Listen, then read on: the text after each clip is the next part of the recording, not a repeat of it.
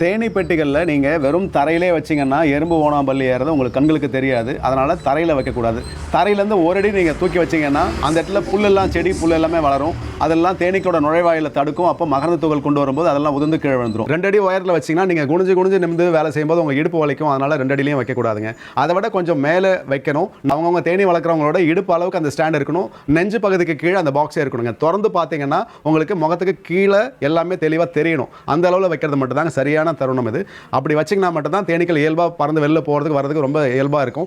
அதை விட இன்னும் கொஞ்சம் மேலே வைக்கணும்னா நீங்கள் முதல் மாடியில் வைக்கலாம். நீங்கள் 2வது மாடியில் கூட வைக்கலாம். 2வது மாடிக்கு மேலே போகாதீங்க. கிட்டத்தட்ட ஒரு 30 அடிக்கு மேலே போயிட்டீங்கன்னா தேனீக்கள் பறந்து கீழே தரையை நோக்கி தான் வரணும். ஏன்னா தரையில் தான் புல் பூண்டு செடிகளில் தான் நிறைய மகரந்தம் நிறைய தேன் துளிகள்லாம் இருக்குது. இதை பறந்து மேலேருந்து கீழே வந்து போகிறனால அதுக்கு ரொம்ப சிரமமாக இருக்கும்.